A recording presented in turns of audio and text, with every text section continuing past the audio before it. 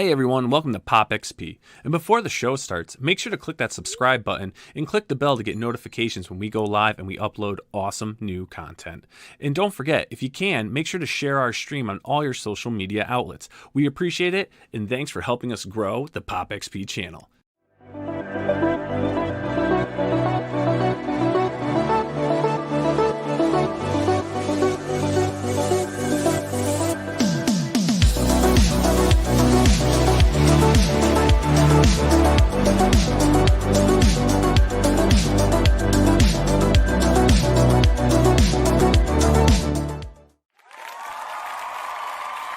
Oh, we're coming, people.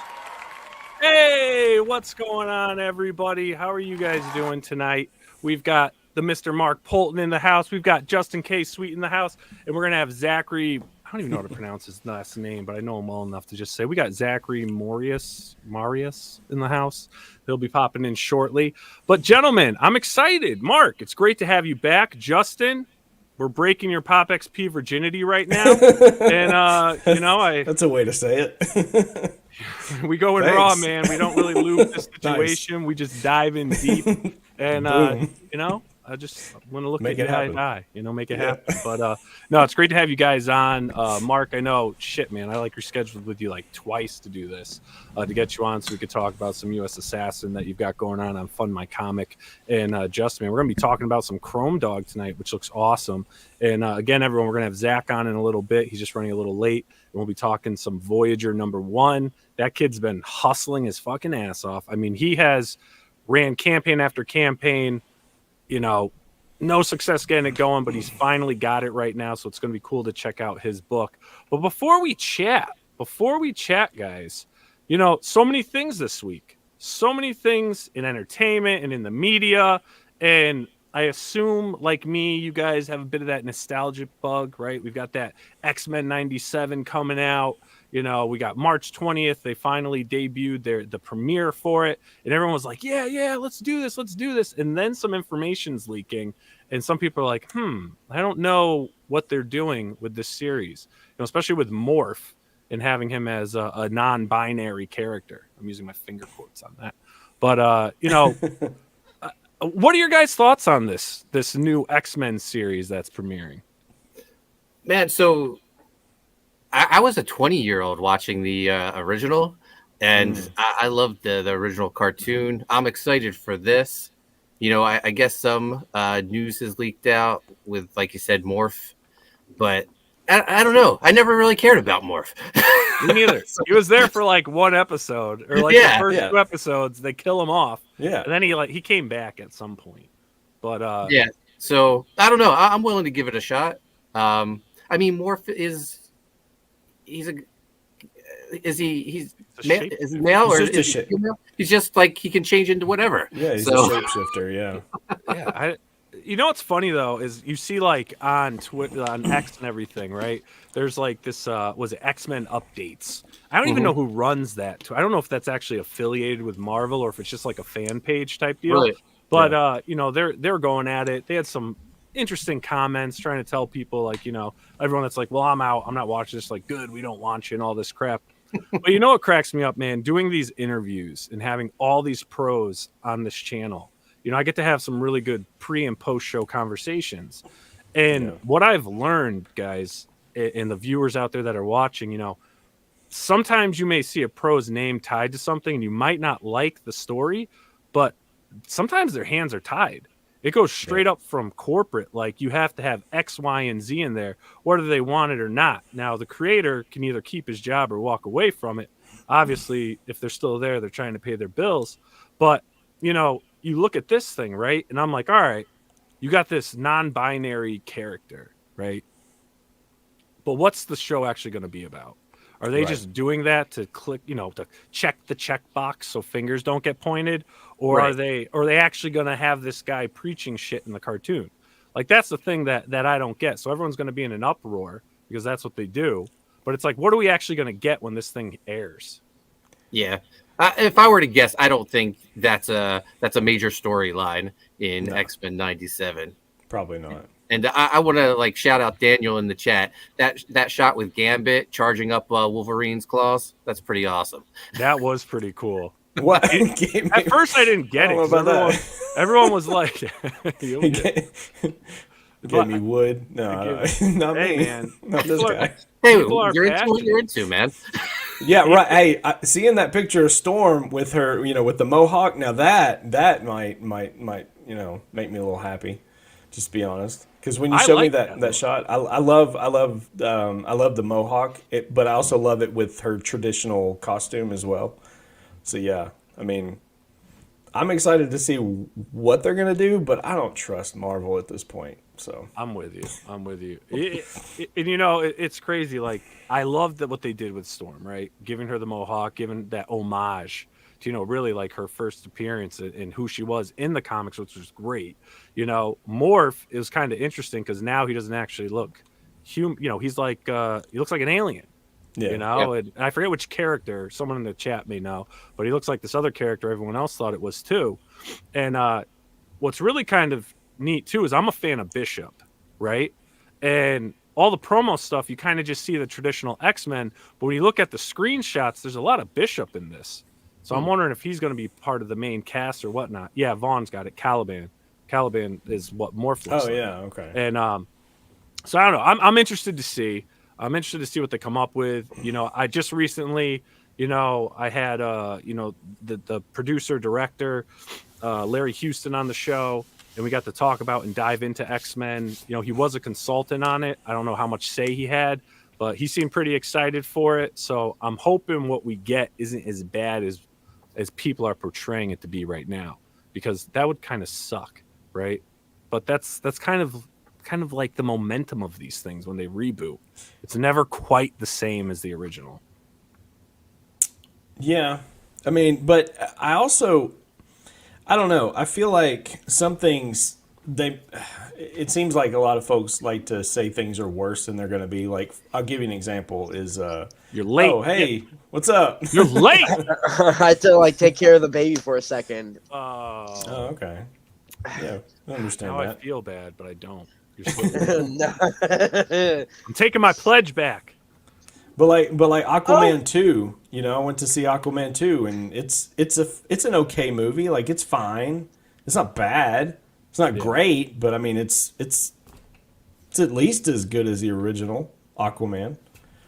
I didn't like seeing AH in it, but that's just because of all the stuff that happened in the past. I wish we weren't so connected to the people's like personal lives, so that we could just enjoy movies that they're acting in and not worry about their persona off screen. But that's that's just how it is, man. I guess so. Cult of personality. Just how it is. That is how it is. But what are you gonna do? We'll see what happens. We'll see what actually comes of that series. And Mark here says it. The new Whitehead morph is how he looked like in the Age of Apocalypse comics back in the day. That's right. I forgot about that. That is 100% true. Well, I think if I remember right, the original morph he was kind of like the audience surrogate. So it was kind of like a way for them to introduce the X-Men, and he was, and then of course they spoiler, but they kill him off then. But they didn't want to use Changeling for that, is what I was told. Oh, is that right? So they created Morph. Yeah, which is pretty cool. The only thing I'm wondering though is like, everyone's like he's gonna have a special buddy relationship with Wolverine, so I think Wolverine's gonna use him like a sex doll and be like, change into this, change into Jean Grey. Ugh. Yeah, right. And she's pregnant in it too. Oh my gosh. Pregnant women can fight evil, right, Zach? I don't know about that, but what happened to Rogue's ass? That's what I want to know too. None of them have tits or asses. It's incredible. Nope. I don't know. Storm in that shot that you showed a while ago, Storm looked pretty stacked. As she should. She should be stacked. Rogue was hot. She should be stacked. Rogue was hot. That was my childhood crush. Mine was Storm. That's what I was saying. Yeah. I don't know if I said Rogue, but I meant Storm. Mark was much older, so he wasn't into that yet. Oh yeah. Well, we won't hold. He liked real girls. Yeah, he liked real girls. But hey, yeah.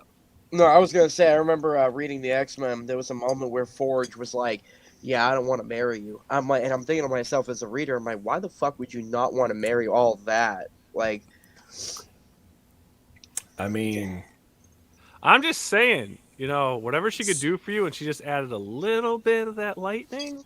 I mean, might feel pretty good. That's all I'm saying. I'm just throwing that out there. That might feel pretty good. There a little rumble of the thunder. Who knows?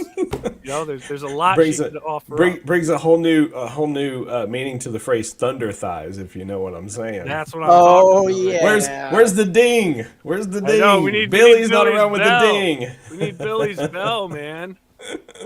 We'll have to do the drums then, because we got the drums, There you go. There you go. But all right, man. So enough of that chat. But let's dive in, man. So we've had obviously Zach's been on, Mark's been on. I want to give Justin the spotlight first, and we're going to be talking some Chrome Dog, man. Chrome Dog and Fund My Comic, dude. Yeah, Chrome Dog #1, Perfect Strangers. We had a successful campaign over the past year. It's, as far as I know, it's almost fulfilled. The only thing that's outstanding are so basically I'm a part of Arrow Comics, and so a lot of us Arrow Comics creators, we came together and we've got Arrow bundles, and so those bundles are still, like, I think a few backers are still waiting for their complete bundles to ship, but everyone else is fulfilled. And so in the meantime, I've opened up my campaign page to be a storefront on Fund My Comic. And so I'm selling basically the digital version as well as an artist edition. I've got just a handful left, and then the standard comic. It's 32 pages from cover to cover. There's no filler, no fluff. I got one ad, and it's on the inside back page. Inside back cover, and it's just showcasing a lot of the other Arrow comics that we have. But yeah, so this is Chrome Dog. As you see here, this is the Aaron Lepresti cover, which is no longer available. I've sold completely out of those. They were a one and done kind of thing. So if you missed it, sorry, but maybe you'll catch it somewhere on eBay somewhere, or I don't know.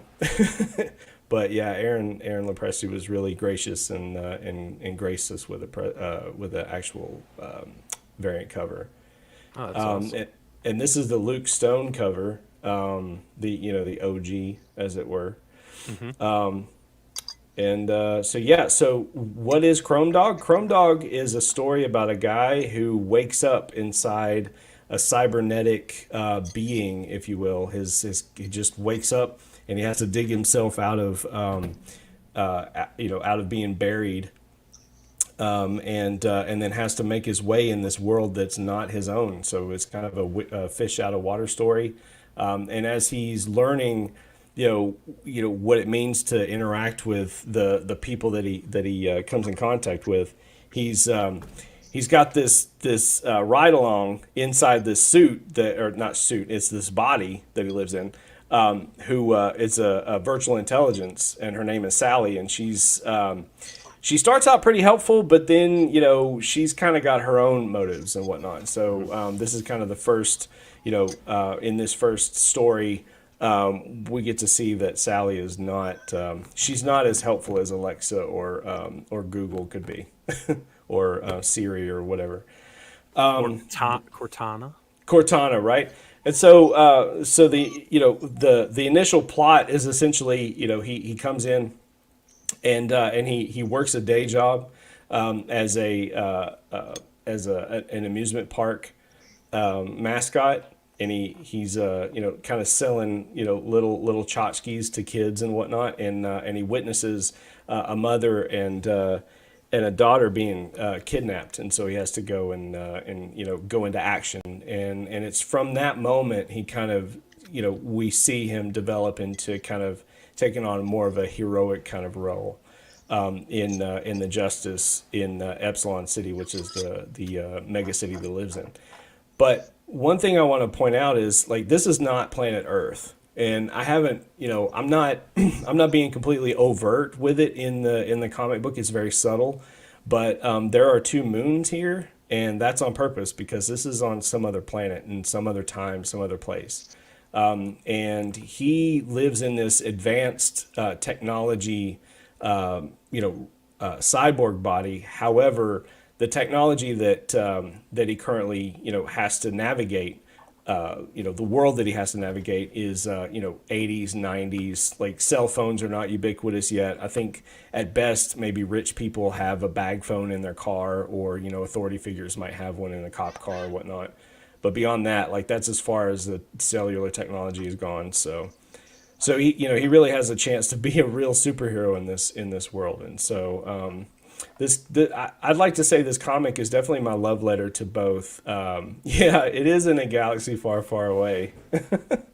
But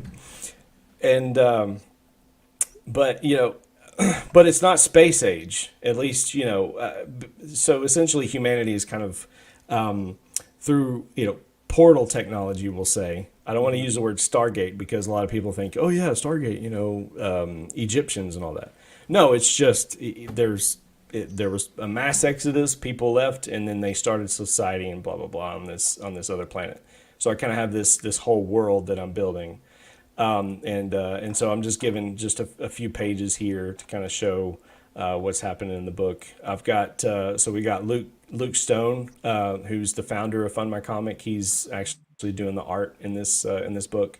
I've got Patrick Gamma's on colors, and then Eric Weathers is the letterer. So, and we get to see, Chrome Dog throw down with this big bad guy here after he caught up with him. Oh, very cool, man. So, also on this campaign, we've got, you can just click and you can download the PDF Ashcan, which is 10 pages plus a little bit in the back for like a little behind the scenes as to the origin of how Luke and I arrived at the character concept of Chrome Dog. So, nice. So what actually started like your vision for Chrome Dog? What inspired this? Okay, so there, I've come to understand there's 3 different inspirations. One is that I've had back problems my entire life, right? And this is something that I didn't really realize until I just thought of it. I just kind of was like, wait a minute, that is part of this. And I always wondered what it would be like to like not live in this body anymore and like have like some sort of bionic back, right? Because sciatic pain, those who like suffer with that kind of an issue with chronic pain, I'm sure you can understand it. It would be so cool if I had like a different body and didn't have to, endure this stuff. But secondary, because like dovetailing into that, I've always been fascinated with cyberpunk as a genre. Mm-hmm. And so, and like what it is for, consciousness, what is consciousness? What is, how does it relate to machine? How does it relate to computing and things like that? But also, ultimately it was kind of my dog. So I have a dog. Her name was Penny. She's passed now, but she, I was out walking her one night, and I was trying to come up with an idea for a kind of like a dog-like character. And my initial idea was to have a kind of a Groot, like Groot. It's like a tree-based guy, but he was like mixed with a dog. And I was going to call him Bark, but I thought that was too on the nose. So as I was walking her, I was thinking, I don't know, like I had this word, this just Chrome Dog, like somewhere, and I was like, what is that? Like, what is this? What is this thing? And so as I sat down to write my first script, and I had a different character, and I was doing more things with that character, there was a bad guy in this story that I was writing that was kind of a foil to that main character, right? That I have not announced this other guy or anything. And so all I did, I was just doing stream of consciousness with the situation. And as I was doing that, this Chrome Dog character pops up, and he's big and he's beefy and burly like what we see here, right? And but he has this power set that allows him to hack into things remotely in a society, as long as he's within range of a like land or what do you call it, landline. He can kind of like remotely go in, and as he does, so as he's working this out. This hero of the story is like coming against him because he's on a heist, and so he's trying to help team, fulfill their goal of stealing art from this gallery or whatever. And so he just has a moment with him, and I'm thinking, who is this? Who's this Chrome Dog guy? Because I came to a realization that I found him more interesting than this other character. So I just kind of picked it up and ran with it. And then really lastly, the thing is I'm big into tabletop role playing, and I had been a game master for a game for about a year. And once that game wrapped up, I had a whole bunch of information that I had stored and whatnot for the game sessions, and I realized that we're all just gonna not play the game anymore, and I'm not gonna have anything to show for it. So I thought, well, I could condense this down and turn it into a book and see what happens. And so it's kind of how all this stuff came about. And but Luke Stone, I mean, I got with him just to create character concept, and then the rest is pretty much history on that. We have a very important question here in the chat. Daniel Russell wants to know, so is he equipped with Bluetooth? No, Bluetooth didn't exist in the 90s, so Bluetooth doesn't exist for him. No, I mean, if anything, if you look in that main of his, he has wires, different wire hookups from time to time. If he needs to actually like jack in, he can. But yeah, as long as he's within range of a landline phone, he can wirelessly connect. Alex says, I do a little role play. I pull out handcuffs. Not that tabletop role playing. I'm sure there could be tabletops included. Who knows? But no, dude, this is a cool book, man. I like this idea. I always like that like sentient mind inside of like a robotic body type thing, which is cool. So where do you stand with the book and the campaign right now? Well, so the campaign has, like I said, about 99% fulfilled. And so, at this point, I'm just selling off copies that I had printed, already, and then I'm working on issue number 2. And so I've got them up for sale on Fund My Comic as a storefront, and then also on eBay on my channel. I mean, on my seller page. So yeah, I mean, that's pretty much where I'm at as far as that goes. Cool, man. So what's after this campaign? Do we have another issue coming? Yes. So what I'm planning right now is Chrome Dog number 2, just to kind of... So initially I wanted to do a 3-issue arc, but I'm wanting to kind of change the way I approach the format of Chrome Dog. And also his friends, because I have some other heroes that I want to do, and so I want to just do a second issue to kind of button up this whole Sally situation that he finds himself in this book. Plus, there's a really big cliffhanger for those of you out there that have already read it. That there's a big cliffhanger, so I've got to, I definitely need to, resolve that in a satisfying way, so that I'm not, disappointing readers. All right, very cool. I definitely dig the artwork. I can, I get the feeling that you're paying a little bit of respects to the 90s with some of the elements that you're implementing into it. I do like the narrative, so like it's serious, but it's also like, really goofy to look at, like those pages that he's just like scrolling by. I'm trying not to chuckle, but it's pretty good. Like, yeah, I mean, and I think that's what I'm going. I'm really going for that, especially. And I'm not showing the scene anymore here, because originally when I had the campaign up both on Indiegogo and on Fund My Comic, I had all 10 pages from the PDF hashcan, so you could actually see just how meta we get. And there's a scene where this guy has actually hit, he strikes Chrome Dog in the head, and it spins that mascot head all the way around. And it also, you can see the mascot head emote, so it can actually be expressive, and it's just because this is comics, and I wanted to get real meta with it, but yeah, I appreciate that. Yeah, I mean, There is a serious, I guess there is kind of an underlying serious tone to what's happening in this world, because he lives in a city that's kind of a cross between Mega City 1 from Judge Dredd and Gotham City.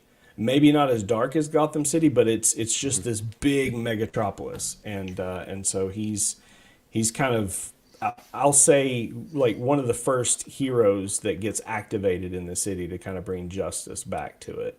I'm definitely that's a where we're huge going. fan for Judge Dredd. Anything 2000 AD, I'm a huge fan of definitely. Yeah, You know what's funny is that you can own the original comics, because like the paper they use is like newspaper, quality. And you can own some of like the original copies of Brian Bolland's work on that. His Carlos Escara, can never get his last name right. But a lot of those guys that were working on the early stuff, you can get those copies for cheaper than what American comics from the 60s are worth. Well, I mean, they're probably still in print, I would imagine. I mean, and that's, potentially, I don't know. But I mean, that's ultimately, as you see, like with all these panels that we're doing in this comic, I want to try to keep it thematic between issue 1 and issue 2 to kind of keep the same flavor and the same flow with the colors, right? But what I wanted to do is, after these 2 issues are done, I'm wanting to kind of go back to a black and white, stripped down. I just want to get to comic book storytelling in a more classic fashion. With more classic standard, spacing and panels, panel work. The book looks really good, Justin. Yeah. Thank you. Yeah. Yeah. And if anyone wants to check this out, the mods have been putting the links in the live chat. Also, if you look down at the description of this episode, all the links for all the campaigns are there. So I'm going to say this probably 3 times tonight, but if you can, check out the links. If you like the books, back them. If, the money's not there or anything, the best thing you can always do is grab those links, copy and paste them, share them on all your social media, your Facebook, your Instagram, your X, your threads, whatever you're using, help spread the word of these campaigns that are going on right now and continue to grow this beautiful indie community. And Justin, I really appreciate you bringing this on. This is really cool. Yes, sir. Thanks for having me. All right. Yeah. So hang out. And now we're going to put Mr. Mark Poulton on the spot for little US Assassins. Yeah, USAssasins. In what, Mark? In what? There's children present. Let's not. Oh yeah, where did the baby prop go? Where's the baby prop? She's chilling in the bassinet. Oh, how old is she now? She's like 5 months. 5 months. It goes by quick. 5 months. Everyone's gonna tell you that it goes by so quick. I'm actually not. It's not as bad as I thought it was going to be. Like, if we're really having a difficult time trying to put her to bed, we just put on Tom Jones and she knocks right out. I mean, there you go. Yeah, like it's amazing. Yeah, some Thunderball. Yeah. Well, she she passes out to funny, familiar, forgotten feelings, and oh, nice. green grass of home. Those are like and without love, there's nothing. Those are like her 3 big ones. Nice. Great. She's got great taste in music. Yeah. All right, Mark. What do we got cooking here, man? All right. USAssassin IV, Dogs of War. The U.S. Assassin team embarks on their biggest mission to rescue their missing member, Bazooka Dog. And for the ride, they bring the legendary Roddy Piper along with them. I was fortunate enough to be put in contact with Roddy's estate, and I pitched them my idea, and they loved it, and they gave me the license to use Roddy Piper for Volume 4 of U.S. Assassin. It's my childhood hero, so this is cool to be able to do this. Is it cool if I play the trailer? Yeah, let's do it. All right. This is the mercenary, Flip Gordon, and I hope you guys are ready for the biggest U.S. assassin adventure yet. Dog dogs of war, you know we going hard.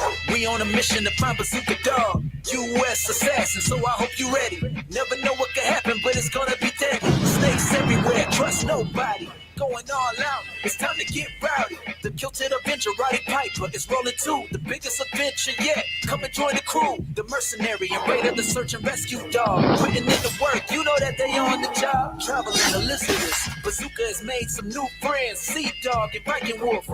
Dogs of war, time to get rowdy.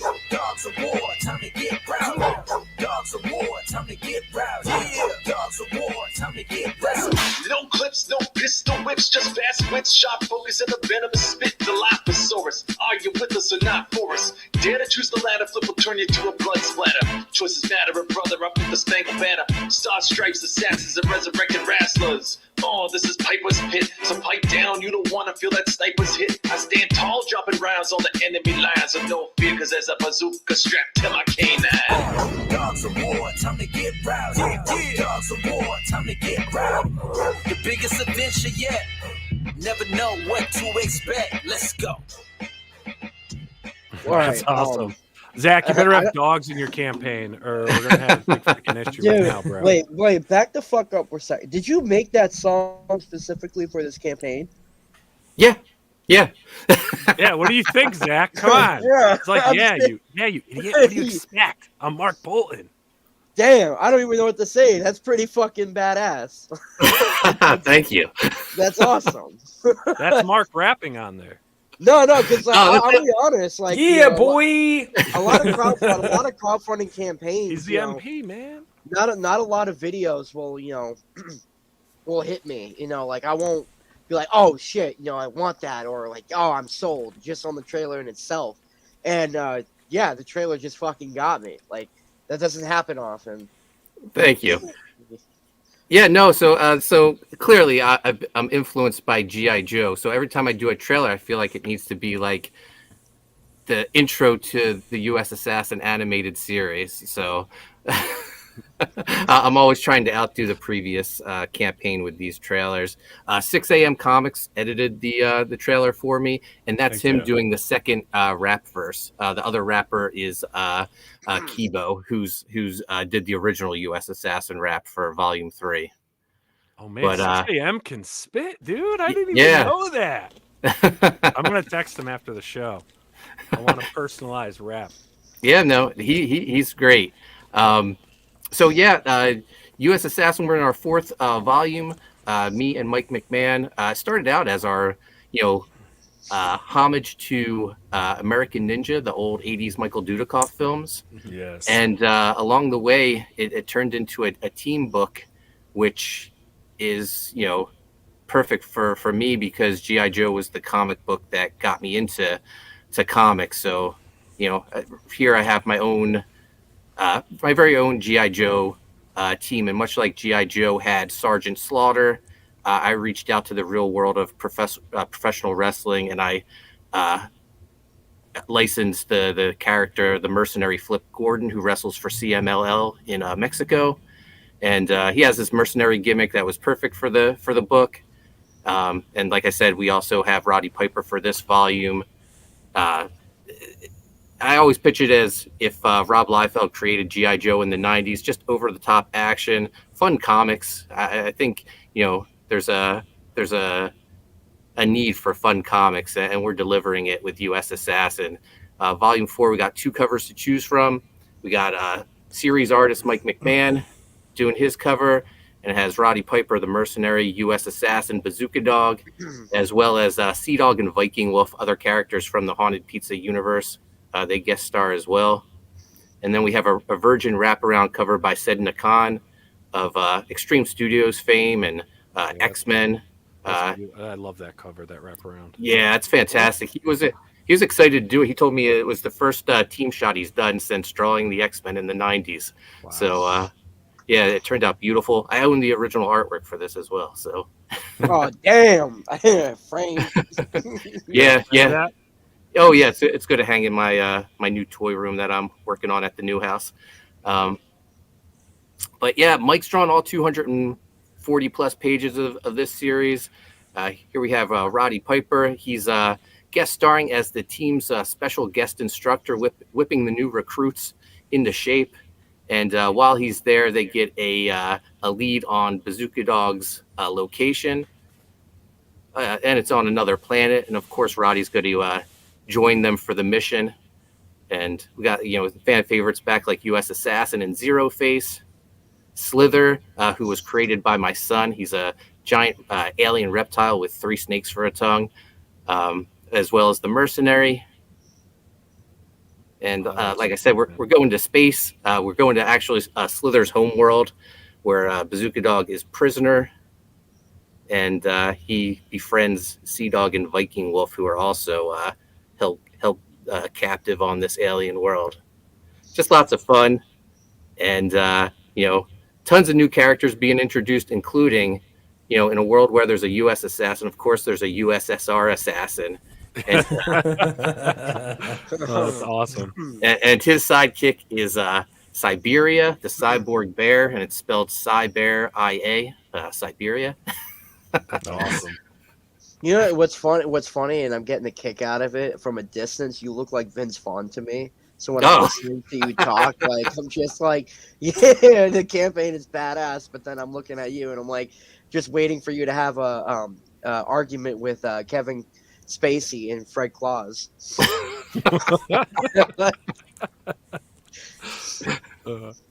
I love Or that. John Favreau and Yeah, there you Swingers, right? So if you're new to the USAssassin series, we have the perfect solution for you. We have USAssassin War Stories.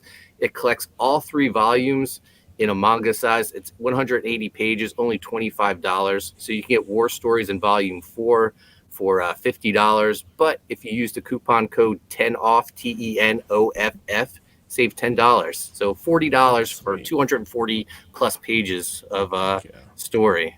Oh, nice. And that's we're also, manga size, you said?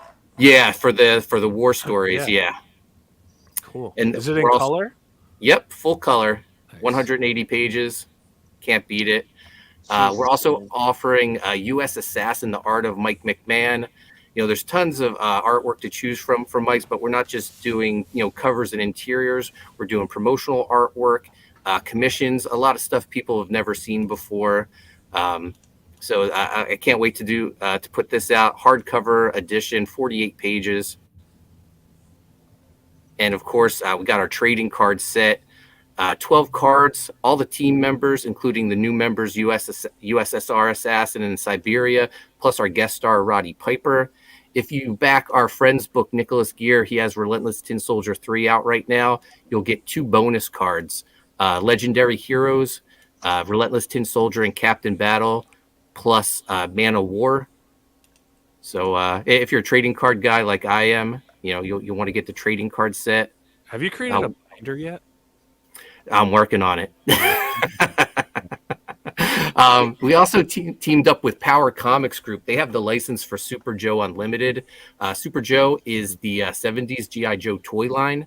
After Adventure Team came Super Joe, and they put out the comic book. We have an exclusive cover you can only get in this campaign, and it has USAssassin and Bazooka Dog along with the Super Joe team as chess pieces. It's a homage to G.I. Joe 22, where Destro's playing chess, which I found out later is actually a Star Wars homage, Star Wars number 7, where Darth Vader is playing chess. So a double homage there. And it's that cover's limited to 100. You can only get it here on the Fund My Comic campaign.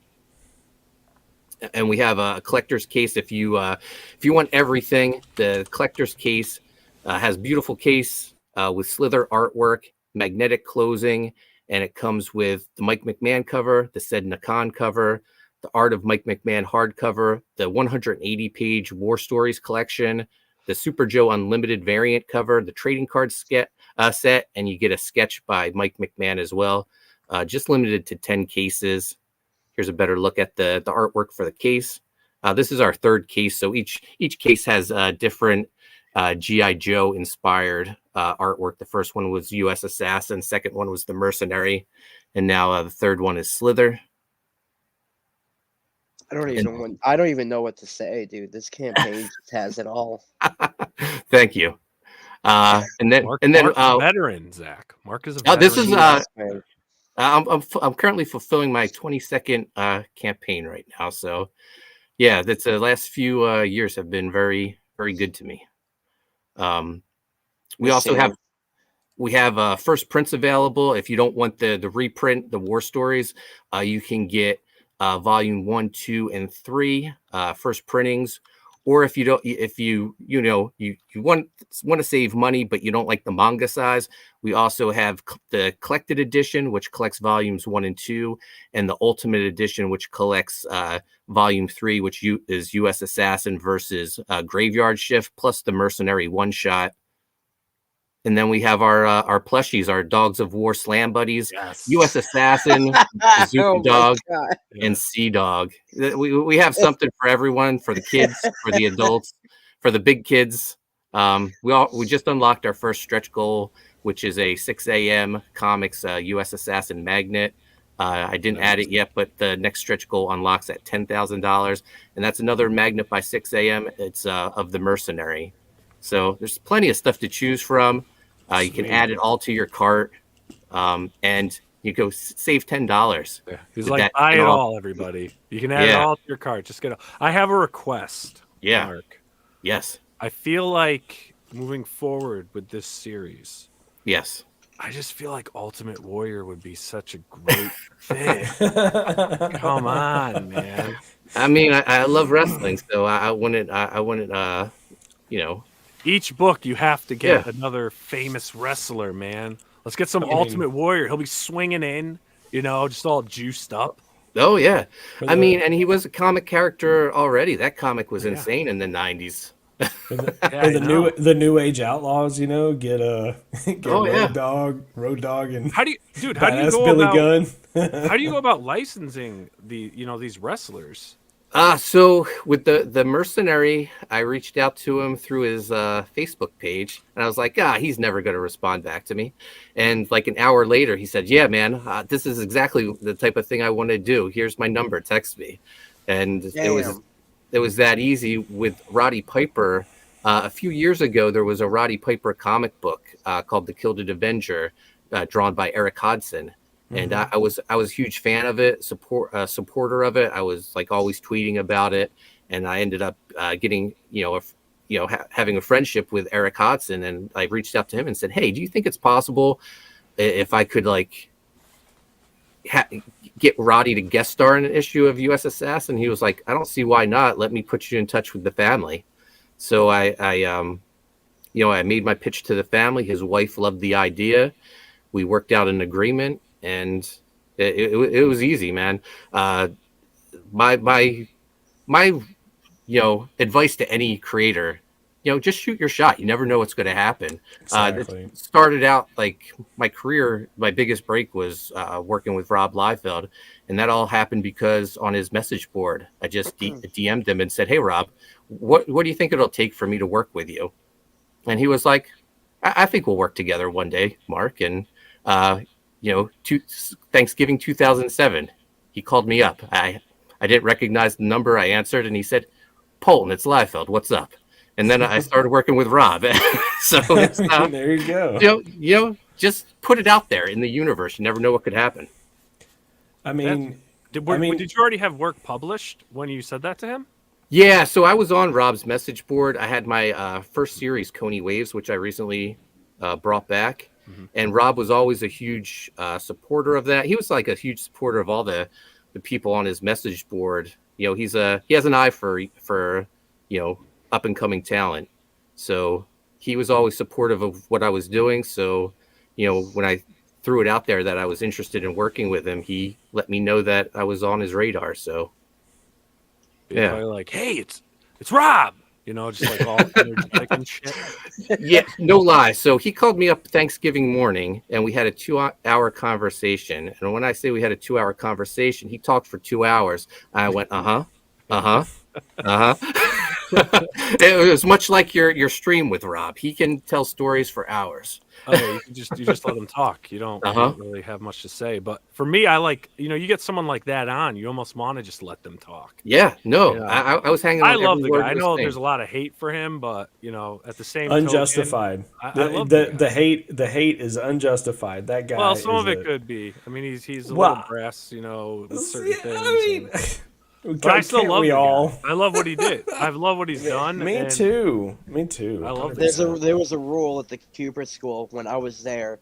There's some some students talking shit about him, but our instructors like Tom Mandrake, Jan Dursema, they they were saying they're like he is one of the most liked in the industry.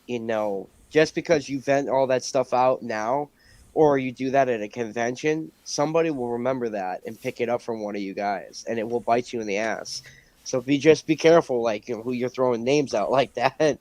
And I was, I get out of the school and I was like, damn, Rob is loved by everybody in the industry, on the inside, and dude, on social media everywhere, it's always the artwork or the feet or any subject, people are throwing pot shots left and right. Yeah, he killed me with one post on X, and I forget what the person said, and he was like, oh yeah, it was like, what do you guys? He's like, oh, the career you want and will never have, or something like that. And I was like, oh shit, yeah. I love his whatnot streams when he's talking trash to people that are giving it to him. Oh, yeah, because those aren't recorded, so it's just like if you're not there, you miss it. Yeah. I wish they record those, man. Sometimes I just watch because I'm bored. I'm not gonna buy anything flat out. That shit gets too expensive for my. Tell me about it. But he is fucking entertaining. He is. He's got a great podcast. Oh yeah. And no one is more enthusiastic about comic books on the planet. I don't care who you are. That guy is his enthusiasm for days. Well, he's a legit comics fan. He's a comics fan that became a creator. And I love the guy. And I've gotten 2 shout outs for this channel on his podcast, which is awesome. Great. Oh, nice. Yeah. Hey, also, Mark, I didn't realize I follow you already on Twitter. I'm just not notified or anything like that, but you don't follow me back. What is up with that? I'll correct that. Damn, called out. Way to call him out. Wow. Jeez. You got some guts there, Zach. You got some guts. Like I said, there better be some freaking dogs in your campaign. I do have a dog, but it's not like an Earth dog. What? Oh, is he like Chrome Dog? Because Chrome Dog's not Earth Dog. Oh, actually, then I guess there's a big similarity with that. Then maybe they can mate, and we'll create a spin. Oh no, there's not. It's nothing like that. How do you make a spin-off then? I mean, my dog is a female. You never know. Yeah, that's true. Brad says it. Nile, you got to help Rob pronounce your last name. I know. It's a work in progress. Oh yeah, that's right. I think I remember that in a recent episode on Robservations. Yeah. That's the name of the podcast, folks. He's like that popular podcast, yeah. Pop XP with Nile Scala on that Pop. I'll get it right, and then he comes back 15 minutes later out of nowhere. He's like Pop XP, yeah, Pop XP. Yeah, and I was like, I'll take it. I'll fucking take it. Whatever. Yeah. But no, he's cool. But yeah, Mark, this is another great campaign as always, dude. Thank you. You do such great work, and I love how you incorporate your love of things like wrestling, man. Every now and then, on Steven Samino's show that we do bring, we're big wrestling fans. So, we do a couple wrestling shows here and there. And I just love that you're incorporating wrestling in comics, dude. It's awesome. Thanks. Speaking of wrestling, you guys up to date with the whole Cody Rhodes, The Rock, and I love it. Yeah. I got to be honest, man. I'm pretty excited for Road to WrestleMania right now. I can't fucking wait for that. Yeah, man, it's going to be good. I think they turned a negative into even better storytelling. Mm-hmm. Yeah, I'm just waiting to get my moment so I can tell everyone my experience working with Vince McMahon. In the text messages he sent me. Oh yeah, night letters. Is that what you got? You got the night letters from Vince McMahon. He's like, I'll choose who you go out to dinner with. Sorry, Mr. McMahon. Sorry, it was just my He's dad. gonna puke. He's gonna puke. Dude, I gotta say, what is it? The Miz does a perfect impression of Vince. I love his impressions. I love the Miz because the dude was fucking on the Real World, and then he finally nice. made it into wrestling. And he had the Miz when he was on the Real World. He used to like run around the house drunk, and he's like, "I'm the Miz." It's like, Oh my shit. gosh. I freaking love that. And then he actually did it, which is awesome, and he's successful. Heck yeah. That's awesome, man. So where do we stand with your campaign, Mark? So we launched it like 3 weeks ago. Mike is about 40 pages into the book, 64 total. So I have a fulfillment date of October, but I'm sure we'll be fulfilling before then. That's another piece of advice to creators. Whatever you think you're going to fulfill, add a couple months to it. Yes, yeah, for sure, man. But you know what, though? As long as you keep the updates, right? Yeah. You keep those updates up, and you're pretty much good to go. That's the big key. And so what do you got next after this one, Mark? We're launching Graveyard Shift 5 on Sunday. Yes. Yes. Are you excited about that? Oh, very. Yeah. Graveyard Shift is, when Graveyard Shift blew up with the first campaign, I was caught by surprise. And it's made all these other projects possible. So, yeah, it's always great to return to Graveyard Shift and do another volume. Nice, man. That is awesome. Looking forward. Let's get back on to talk about that. Yeah, definitely. You get that going. Cool, man. So before we jump into Zach's campaign, before we were talking about some X-Men, and then another beauty popped up on Valentine's Day with this whole Madam Web thing. And the reviews, man, they are just shitting all over this. But can I tell you guys something? There's 2 good reasons to watch this movie. No. 2 good reasons to watch this movie. That's what I'm saying. I remember I was streaming with Vaughn and the rest of the Hard Charger group a while ago, and they were talking about Madam Web, and I was calling out this movie is gonna be the worst one out of all of them. And now the movie is like out and people are seeing it, and they're saying it is the worst one out of Sony's list. And I'm like, yeah, I knew it. Yeah, you know what's crazy about this movie? I had no clue this was in production till like a week ago. I had no clue this movie was even happening, and I was like, what the hell is this? Good for you. I mean, the biggest problem with the movie is the fact that. I was at the premiere. Was that you now? Man, I don't know, man. Did that really happen? I mean, probably. I believe it. Probably. It's, There was a web slinger in the audience. Yeah, I guess Paul Rubens. I mean, he couldn't be around, so. Yeah, I know. Aw, come on. Maybe this is their marketing to combat all the bad reviews. Maybe. I mean, I don't know, man. It seems a little out there. But. I mean, the biggest problem was that they brought in a villain, which isn't really a fucking villain, for the Spider-Man roster, that no one has any clue who the fuck he is. And then they were like, yeah, let's go ahead and bring all the Spider-Women into it just to make it, make up for it. And no one knows. Does anybody even know who any of these people are, except for those that are like diehard Spider-Man fans anyway? Dude, the actresses and not don't to mention, even know who these characters are. I mean, if this is Madam Web, is it interviews, and they are like, I don't know who's Spider-Man. I mean, are we supposed to? So let me understand this. So we've got Agatha Harkness. You can right? have this. Boom! Nice.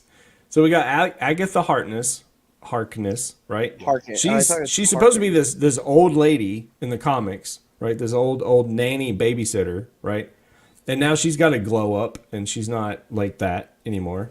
And then you got this Madam Web, who she seems like an old lady in the comic books, but now she has a glow up like this masterminded woman in this comic, and I mean in this movie, and it feels this movie from the trailer. And all I'm going by is a trailer. I'm trying not to listen to everyone's like negative opinions about it, but it looks like another CW show that I'm not gonna watch because it's not for me. That's all. Like, it's cool. It's Batwoman, except they're spiders. Fantastic. Click. I mean, I don't know. Like, it can't be as fucking bad as that moment in the Flash show where they brought in Red Death, and then you find out Red Death is like a fucking woman in this clunky ass like suit. You know, it just makes no fucking sense. Has no relation to like anything that has to do with Red Death and the Dark Knight Metal run. Just obliterates everything about the character. Dude, but I'm telling you, like, when I first started hearing about it, I thought this was like something that was coming out in like end of summer or like, you know, fourth quarter of the year. I had no clue like it was launching like in like 5 days. Right. Because they didn't really market the shit out. They didn't market this thing. They knew it was a bad movie. well, I mean, you know, and of course the you know, having all the strikes didn't help because the actors couldn't get out there in front of this stuff and be marketing it for like months in advance and all that. So I mean, whatever. Push back the premiere or something. But it's crazy. The reviews are shit, and like even like, you know, it's making me want to see it though. Like I was just gonna say, like I'm like really curious, but I'm like, do I pay to see it, or do I wait, or do I use one of these lovely sites and get a copy? I mean, this one is going to I'm definitely be curious, better. This one is definitely going to be better than Kraven the Hunter because the Kraven the Hunter is going to tank it, even farther Are you brushing down. your teeth, or is that for your ink? Oh, it's for spatter. It's for ink. Okay, just making sure. Because you're doing a lot of chewing. You're doing a lot of chewing on this stream, man. Eating dinner, having snacks. Oral fixation. Yeah. But, I was waiting for it to be like, yeah, and that's crazy. Crazy. Well, it's playing on IMAX near me, so I might have to go see it in my IMAX. Oh man! If you see it, let us know your review. We need I'll be a special correspondent. So as far as film recommendations, like if you want a fun movie to watch, just go watch Argyle. It's a blast. It's It really is. It was a blast, though. I mean, it was just a fun, like, it's a fun popcorn. Just have fun with it, and then stay through the credits because they got a little into the credit scene so that it kind of really ties it into the Kingsman stuff. So that's my little, you know, glimmer of hope. That's not Marvel. There you go. There you go. Do you think there's hero fatigue, gentlemen, or do you think it's just no? Absolutely. Well, I mean, okay. So it's bad storytelling. 100%. Bad storytelling. I mean, I agree with that. I agree with that, but there is got to be a point. She's playing where, the like, right character. I have to say that. For the entertainment industry, like I do got to say that, you know, hero fatigue's got to be true to some extent because superhero movies have been going strong from like 2008 all the way up to where Endgame really, you know, stopped, and then it just was nothing but bad products after that. And, you know, I mean, I've seen enough superhero films. I kind of want to see like the independent stuff kind of get their moment now. Yeah. Like I would like to see Ninja K, or some of these characters that would actually do pretty good, like, you know, Exo Man of War. I think would be a great movie if done well. You know, and just picking certain, you know, projects like that, I'd like to see have their moments. Yeah, I think it's time to get back to some like other movies, you know. Yeah. But, and I think you know what, yeah. I'll say that too. You know, you look at the problem with the comic book industry. I think one of the huge problems is these like, you know, mainstream comic book publishing companies getting bought out by corporations. It's like a puppy mill, right? They're just trying to bang out all these cute puppies for little children to buy, but instead they're script farming. They're script farming and script farming and script farming. What can we adapt? What can we adapt? Instead of getting like some really, it's like the indie comics. You got so much great variety, so much cool stuff coming in that, and no media fucking covers any of it. And when I asked some of the lead writers about it, they like laughed at me. You know, I'm like, how are you guys covering? Oh, we can't cover 90% of the stuff we should be covering. We're told what to write. And I'm like, aha, so that's where, okay. So why don't we speak up about that, right? Why can't we speak up more about that? But it's unbelievable. We need to get more films, man. Just other shit out there, you know. Well, and I think there are alternatives, okay. And I'm gonna if you'll permit me to get on the soapbox for a sec. We've got Daily Wire. Daily Wire, they've got a series of movies, and one of them in their repertoire is actually it's a superhero movie called The Hyperions. You can't get a physical copy of it. You have to subscribe to freaking Daily Wire to watch the thing, or get it on be able to find some bootleg version on YouTube. That's it. That's the only way to watch the thing. And so, if there's going to be alternatives, we need to have actual alternative distribution of these properties to be able so that the masses can actually consume the stuff, because it's not message based. You know what I'm saying? Just because it's on a right leaning website doesn't mean that it can't be for the masses. And these companies need to even Daily Wire. I'm calling you out because I do it all the time. You got to get distribution wide. You gotta widely do it. So that's my 2 cents. Sorry. Yeah, no, for real, man, for real. But let's dive in. Zach, do you want to share your screen and go through the campaign, or do you want me to pull it up? You can pull it up. I wasn't even prepared to I didn't have it. Yeah, I know you were late. You were eating dinner. You're brushing your teeth. Yeah, I was breastfeeding or whatever. Unfortunately, unfortunately, during the day, I'm a fucking FedEx driver, so they have me out, for long periods, and then I just got back, and yeah, it goes downhill from there. Nice. Well, let's. I'll start. We'll play your campaign video, and then we'll go into it. Yeah.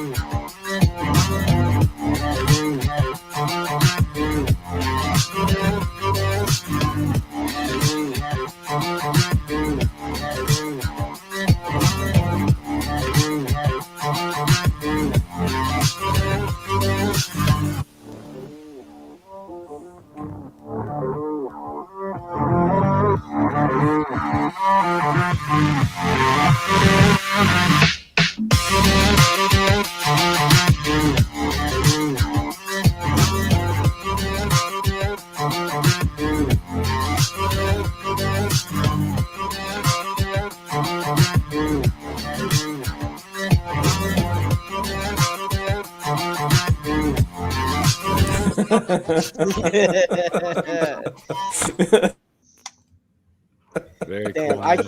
I'm not even gonna talk about the quality of the the music of the video. That's great. You got no rappers, bro. You don't got the. Yeah, beat. I was like, dude. After I saw yours, I was like, yeah, I'm not even gonna talk about my video. That's why my campaign no longer has a trailer, because I'm just like, Aaron Lepresti's cover is good enough. Here you go. Daniel Russell sold. All right, Boom. let's see that backer number go up. Come on, guys. I backed this campaign myself.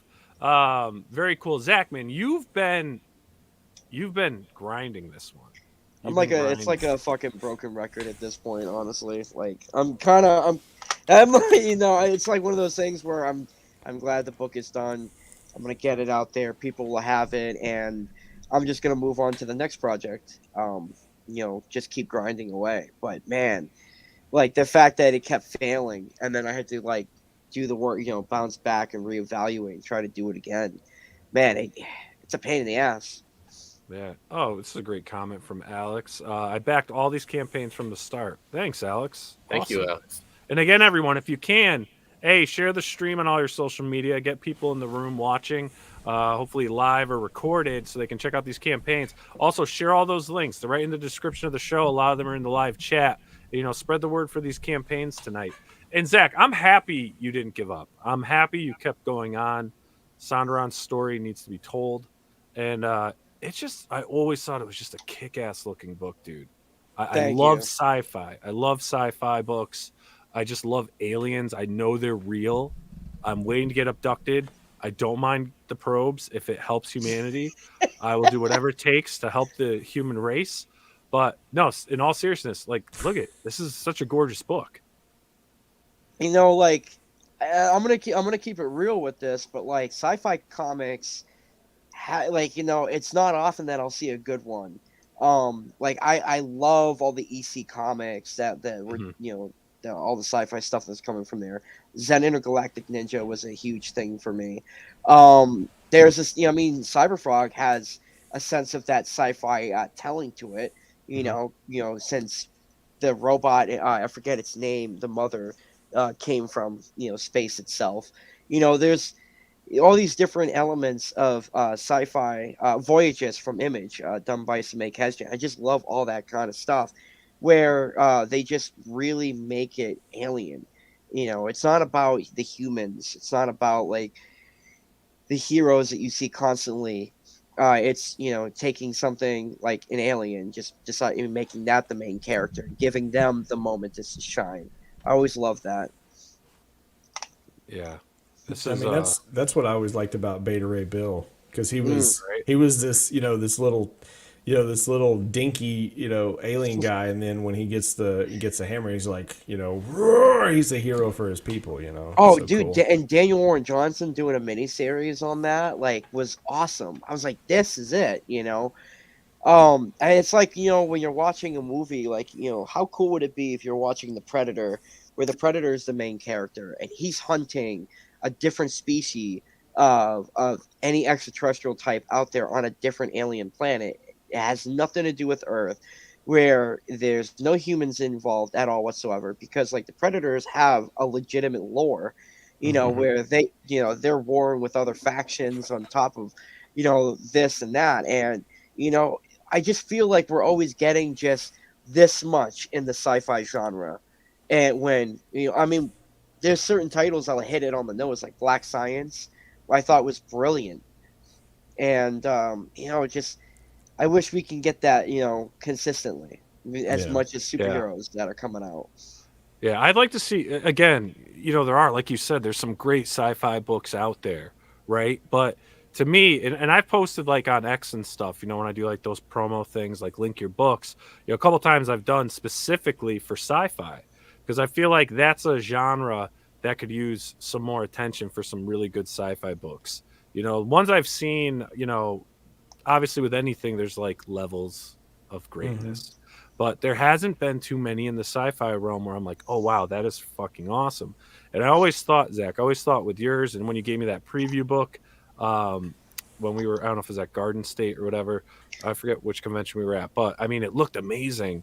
And I was even like telling Billy, I'm like, dude, this kid's fucking good, you know. And I'd really like to see this thing pick up some more steam, and I'd like to see you get on some more streams to promote this, because just look at, you know, this is all you, man. Look at this here. I mean, great panel placement, great director's eye, your character designs. I mean, how did you come up with these character designs? What's your process for creating aliens? I talk to people. I tell them, is my stuff ass, or do I need it, or is it good? For one, you know, so I like to get a lot of opinions, but for the most part, I mean, I've had this stuff. I mean, you know, I was drawing a lot of different stuff in middle school, and then, you know, I just take some of that stuff and just redesign it as a whole, and then I just keep redesigning and redesigning until I finally, inside, I'm like, I feel like I finally hit that on the nose, and then I stop on that design and just move on to the next one. But I mean, I love world building, and when I broke into Dungeons and Dragons, you know, playing that, and that got me hooked into world building even further. And going to the Cubert school, you know, they will break you down and they will instill storytelling in your head, where it doesn't matter about all this other extra shit that you have that you can do. As long as you can tell a story and get that relayed, everything will fall into place. And, you know, understanding that, you know, I'm super anal about making sure that the story is told well, and that when I can go and I get this done and people pick it up, they're not going to be lost. They're going to follow right along. Yeah. Now that's incredible. I just want to just pop Daniel's comment up real quick. That's not. Oh, yeah, it is. Sorry. Backed Chrome Dog before, but got US Assassin in Voyage tonight. Awesome. Oh, thank you, Daniel. Thank you. Oh, he got. Oh, he didn't get US Assassin. He got Us Assassin.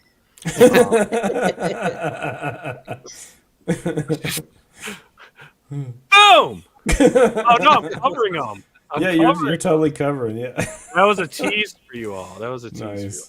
Yeah, I honestly too like one of the things that I love about the independent comics is that I like mashing my character with everyone else's character. I like to do jam pieces where, like, I actually sent to you the message on Twitter, Nile, where, I wish I knew Chrome Dog and US Assassin because I would have picked some of those characters and threw that in this jam piece that I did recently. It needs to be fully colored, but I like to throw my character into shit like that because, I get a kick out of all the independent creators around me that are just really paving the way for people like me who are amateurs that I have no foot in the door at all, and they're trying to. Stealing IP, Zach? You like no, stealing I like. Like I love your guys' work and my jam piece. Another IP stolen, my love. Wait, when did you? I missed the jam piece thing. I texted it on Twitter.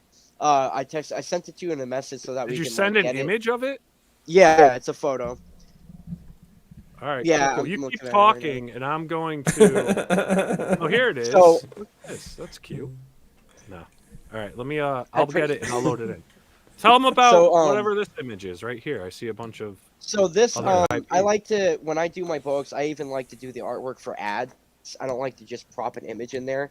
So I wanted to, promote, my ad space in the book by promoting other people as well. So I thought, doing a fighter select retro arcade type of, composition would be a nice touch. So I hit up, Phil Diaz and Rainey and Vaughn, and so forth, to ask them and Cecil to see if I can throw their characters as like fighters.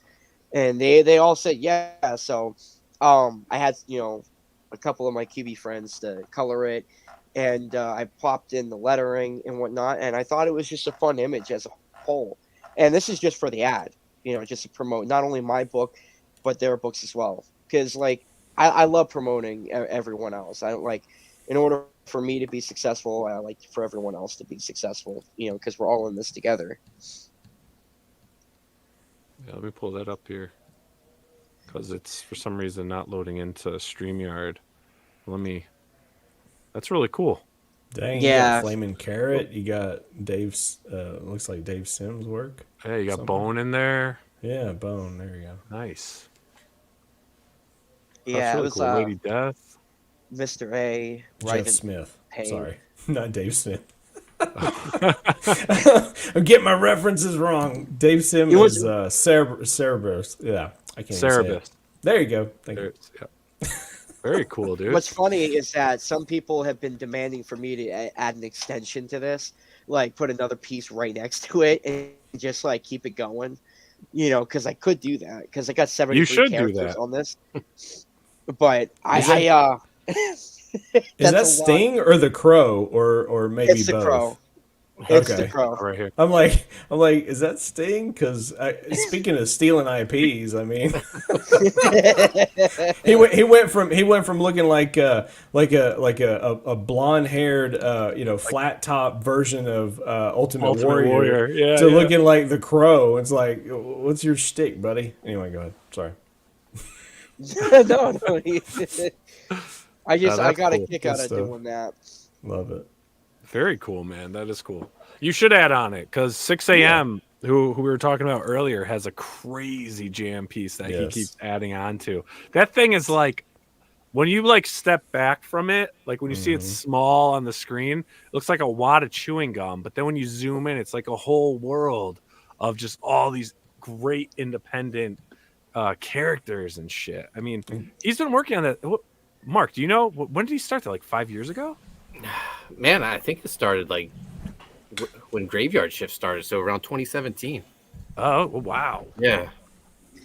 The only thing is, I don't want to sell it, and legally can't.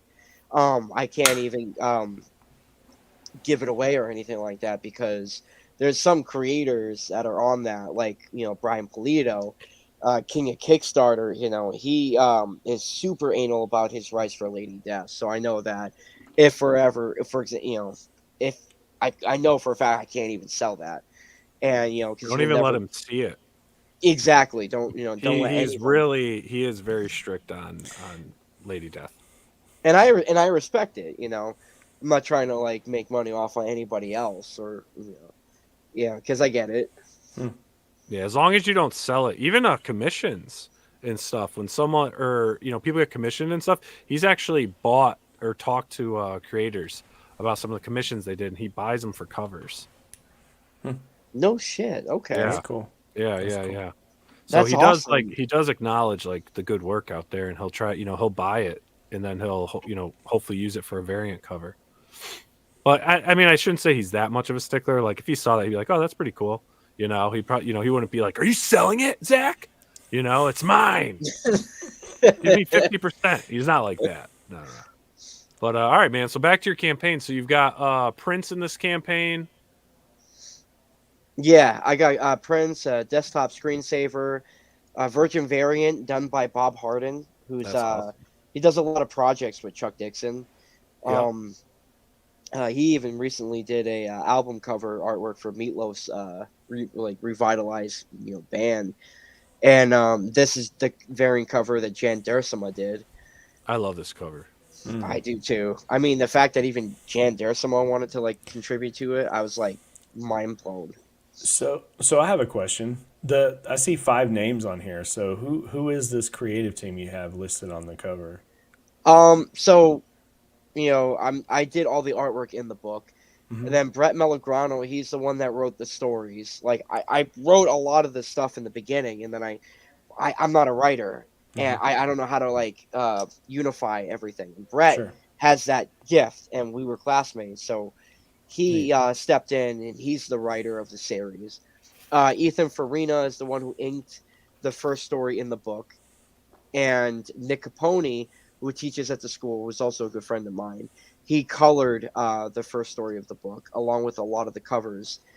And Andrew Cassetta came from the school. He's the one lettering the whole book. Okay. Very nice. Cool. And what do we got? Thanks. So a prototype statue, huh? Mm-hmm. I'm gonna have a one-of-a-kind statue for anybody that's interested in getting it. I already have the models and the still models and stuff like that done. I just need to, take it to the company to get a 3D print. But, this thing is fucking amazing. I did the artwork for it, and, the campaign funded, so some random backer is going to get that drawing that was used for the prototype statue. Oh, that's awesome. Is it going to be colored? Are they going to have it painted, the statue, or? I paid for the black and white, Okay. for him to sculpt it, but I can always pay him after he's done with the book, to color it if he's got some time. I'd love to see it colored. I mean, speaking of Voyage, Jamie here I want a statue of Venom, and she wants a life-size statue of Venom. Will that be in your campaign? I mean, I could always hit up AJ or Andrew to be like, hey, do you want to sculpt a Venom statue? Somebody's interested. He can do it. That man's like, that man just doesn't sleep. He's always grinding. I don't know how he does it. That's awesome, dude. I love statues, man. There's the artwork. That's the art right here. Yeah. Yep, very cool. What do you got down here? Commissions. You doing commissions?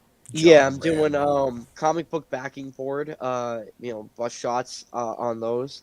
I'm also, doing 11 by 17 commissions, and I go all out on the peak because I know that the money that people put down, I don't like for them to feel cheated, so I try to give it everything I got.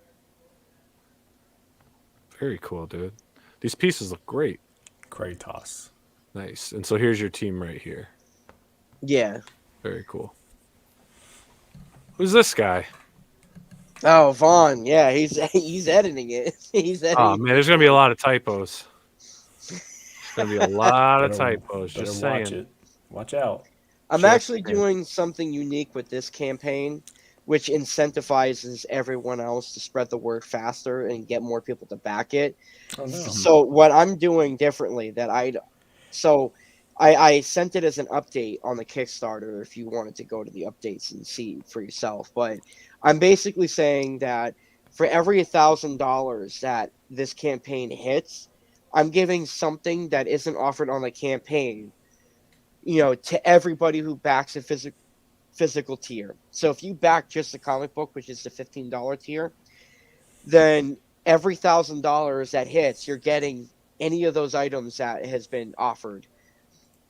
So let's say if it was like $15,000 or $10,000, that's like 15 to 10 different items that you're getting on top of what you just paid for, which was like, probably 25 or $30. Oh, very cool. So I'm hoping that something like that can actually, get this campaign moving forward to raise more funds. Nice.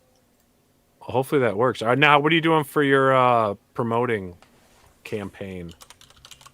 I'm hitting up like a lot of people that I know, like you, Phil, Bancroft, a bunch of people. It's just I don't know that many people. I know a lot, but I also don't know that many people that has like an audience with a wide reach for me to obtain, to spread that. That's actually probably the biggest difficulty for myself that I'm facing, is that it's not gaining a lot of outreach because, I'm pretty much like a nobody compared to like all you guys, like I'm not published by one of the companies quite yet. I don't have a foundation of followers that, can help do footwork for me to try to spread it out like wildfire. So I'm I'm behind the laptop for hours on end trying to do it all myself. So that's my biggest struggle at the moment. Yeah, no, you'll get there. You'll get there. The biggest thing is exposure. keep pushing. And I'm sure you're doing it, reaching out to get on other streams, hang out with other creators, do stuff live. Because, that's when people really get to know you, right? Yeah. You get on the other streams, get on, reach out to Michael Bancroft, reach out to, Get any on of the your own kings, stream, anyone, I would say. just do your own streams. You know Yeah. the deal. I don't have to tell Yeah. you. You know the deal. We've had many conversations, but dude, the book looks great. I hope that these numbers go up, and I hope it's a 5-figure campaign for you. Again, it really is, guys. I personally, physically, in real life, have met Zach. I've seen the quality of his work, and I know this book is great. So if you can, get out there, back it, spread the word, copy, paste. I don't care what you have to do. Be a foot soldier for Zach and help spread the word of Voyage issue 1. Do the same for Justin and do the same for Mark, whose internet went out. So he is still in the live chat. If anyone wants to talk to Mark Poulton at all, he's still in the live chat. But again, man, great campaign. I'm proud to be a backer. Excited for you and what you have going on. I do want to ask you, though, after this, are you just going to continue on with Voyage, or do you have something totally new that you want to work on after this? So, I actually am going to be working. So, issue 2, I'll be working on like either at the end of this year or the start of next year. I'm actually reevaluating everything about myself to be like, well, some of these things aren't working, so I'm going to go ahead and submit this issue to a bunch of editors, see if I can do some published work through them. Like Kevin Altieri at I forget the company he's working at the moment, but I'm hitting like a bunch of people, and hopefully I want to be a published comic artist. I want to be, so that's like what I'm trying to do, and I want to try and gain a networking status there while doing published work, and hopefully that pays off by coming back into the crowdfunding scene with my personal projects. Awesome, dude. Well, awesome. Well, you're always welcome on this channel to promote whatever you want or hang out. And again, I want to thank all you guys for coming on. Mark, thanks for coming on. Justin, I appreciate you coming on. It's glad to have you on for the first time. Zach, it's always a pleasure having you on as well. And again, if there's anything I can do to help you out, try to get on some other streams, let me know who you're interested in getting on with. I could try to reach out to them for you. But let's make that a 5-figure campaign. Same goes for you, Justin. If there's anyone you're trying to hook up with, let me know. And everyone, I hope you all have a wonderful weekend. Some of you may have a 3-day weekend, you know? You might have Monday off. I think it's President's Day. I think it's President's Day or whatever. Some people get that day off. So enjoy yourselves next week. I may be going live on Tuesday with Jim Shooter. Not fully sure yet if that's going to happen. Yeah, 9 o'clock Tuesday, we're trying to go live with Jim Shooter. Sweet. Just trying to finalize that. I haven't gotten the final. They gave me the date, but they didn't give me the final approval if it's happening. Wednesday, we'll have another crowdfunding comics creator power hour with some great guests. And, of course, I don't know if we're going to have a Thursday Night Live with Tooch next week. He might be – I think he's going to be visiting his son's college. But either way, we'll do something probably on Thursday. Again, everyone, thank you in the chat. Mods, as always, you're super helpful. I appreciate all that you do. For those that shared the stream, if there's any new subscribers out there, thank you. If you're new to this channel and you're watching this recorded, please look below, click that subscribe button, and smash that bell so you get notifications when we go live and when we upload some awesome new content. That YouTube algorithm's a bitch. So if you can, click that like and share so we can build up our algorithm. And you gentlemen, you all have a great weekend. You hear me? You too. Yeah. And here's something for you guys to think about tonight when you're trying to get warm and comfy in your bed. You know? There you go. All right, everyone. Thanks so much. And again, those campaigns are below. Check them out. They're still in the live chat. We'll see you all next week. Peace. Hey everyone, thank you for joining us on Pop XP. If you haven't already, make sure to click that subscribe button and also click the bell for notifications when we go live and we upload some awesome new content. Also, don't forget to head on over to Twitter and follow us at the Pop XP and over on Instagram at the Pop XP. Thanks again everyone, and we'll see you soon.